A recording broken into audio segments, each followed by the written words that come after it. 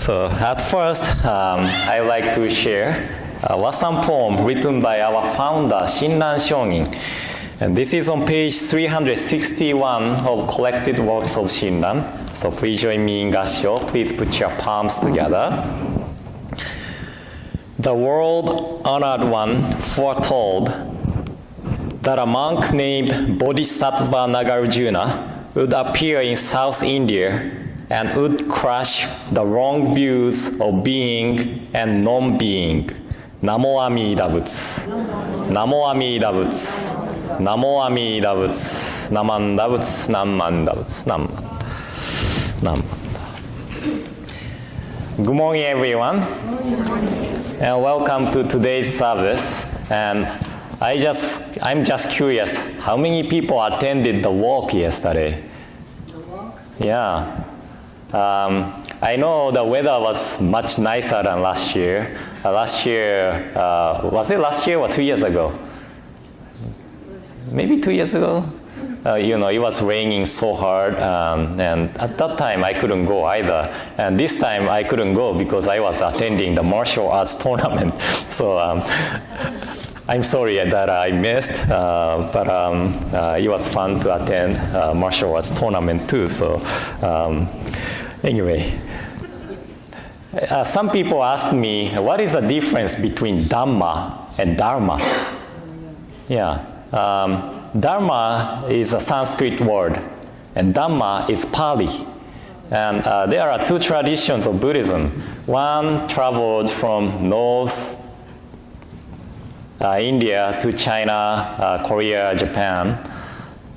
The other one traveled from Sri Lanka to Southeast Asian countries. So the translation of the sutras, commentaries, and so on, we use the Sanskrit translation version of Buddhist writings. And that was translated into Chinese, and now we are reading it in Japanese way. And then Pali, it's still staying the same. Almost all the countries of Southeast Asian countries and Sri Lanka still use Pali as writings, Buddhist writings. So most of the monks of Southeast Asian countries and Sri Lankan monks, they can read Pali and understand Pali. So Dhamma is the other way of saying Dharma in Pali. Okay? So Dharma and Dhamma is actually the same thing. And this is not what I wanted to talk today. As you see downstairs, Dharma School is doing portrait project, and they are drawing the portraits of Shinran Shonin, 7 Pure Land Masters, and they are going to draw Reverend Wakabayashi's portrait too. So it's really nice project to have. And they are doing a great job. And if you haven't seen them yet, please go downstairs and check it out. It's really a nice work by the Dharma School students. And now, I'd like to begin today's talk with questioning you where the 7 Pure Land Masters scroll is in the outer area. It's really easy, because you see 7 people in one scroll, right?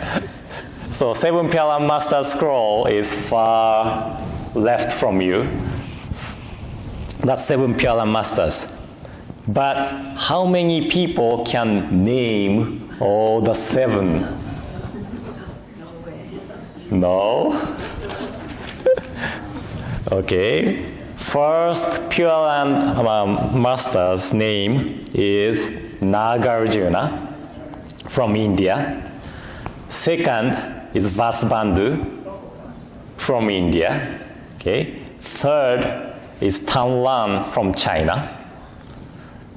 Then Taocho from China. And then Shantao from China. The sixth one is Genshin from Japan. And seventh one is Genku or Honen These seven are the seven Pyalan masters. And today, I'd like to talk about a little bit about Nagarjuna. He's from 2nd century India. And he is known as the founder of Madhyamika school, which literally means the path of non-extreme. But this school is more famous for the idea of emptiness. Have you ever heard of the word emptiness? When we hear the word emptiness, what is the impression of the word? Nothing there. Nothing there, right? That's the answer I was looking for. According to the Oxford English Dictionary, the word emptiness means the state of containing nothing.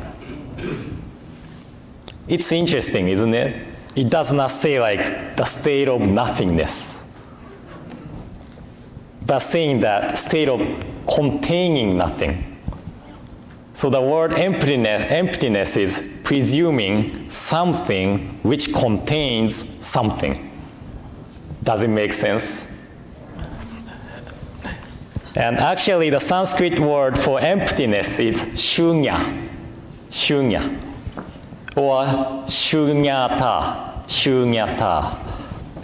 Shunya means, shunya and Juniata, it's almost same word, but ta means nature. So Juniata is nature of shunya. Then what is shunya? Shunya means zero. Okay, zero, nothing. No, it's not nothing. Do you think zero means nothing? It's different. It's different, right? If I ask you like, how many apples do I have? How do you answer to this question? Yeah, zero. You could say none, but, right, zero, right? Zero does not mean just nothing. Zero means that it is just lacking the circumstances of me having apples right now. Does it make sense? Okay. I'm not confusing you, right? So zero could be the state of containing nothing, right? Which is equal to zero. So it is zero. Zero is neither being or non-being, right? Zero. So when we say shunya or shunyata in Buddhism, it means that we are lacking self-nature or intrinsic existence. So this is the idea of NonSelf. I think if you read introductory Buddhist book, it talks about NonSelf, right? But NonSelf does not mean non-being, but it does not mean there is concrete self either. Non-self means that we are lacking intrinsic existence as the self. So this is a realization that we are able to be here as we are because of countless causes and conditions. Okay? So this idea of shunya or shunyata is not something we think and debate on the table. It is pointless or meaningless to think about it.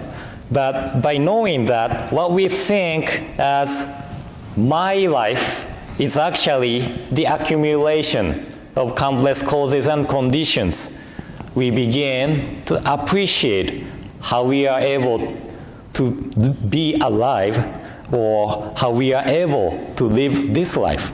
This is the importance of realizing, shunya or shunyata. And as you know, Namiko came back from her 2 weeks trip to Japan last Wednesday. She was in Kyoto all the time, so her family wasn't affected from the devastated typhoon. But I hope the area which was devastated from the typhoon recovers quickly.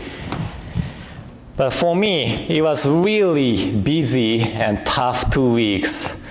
I had to cook, do laundry, clean the house, change Hikaru's diaper, take Aoi to school, pick her up at school, grocery shopping, and prepare Dharma talks, and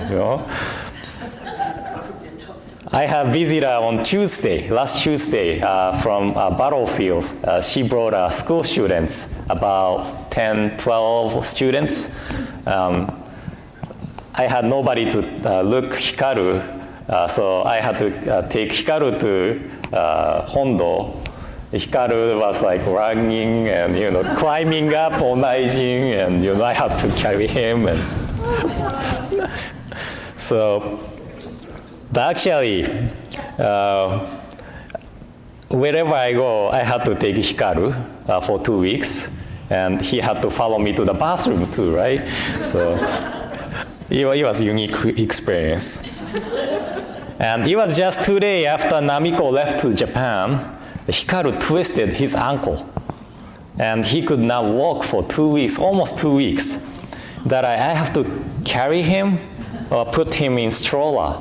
So last week, he was in stroller, I think, and when he's in stroller, he point out which way he wants to go. Right? And if I go wrong directions, he gets mad at me. Right? So it was really busy and tough 2 weeks. And now I am relieved because Namiko came back and Hikaru is recovering. So my life is going back to normal and finally spending a regular daily life. But I started to wonder, what normal and regular daily life is.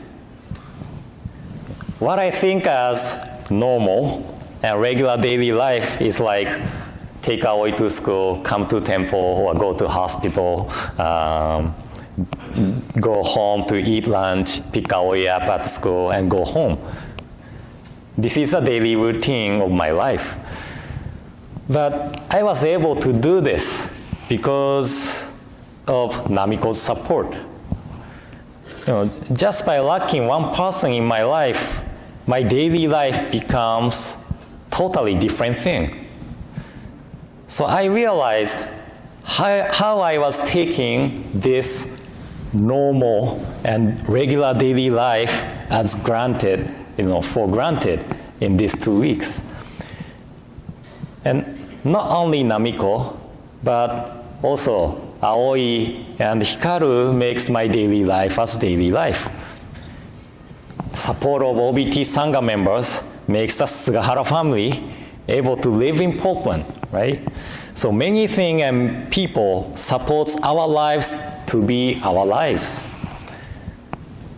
So what we think as normal and regular daily life is actually something rare to have.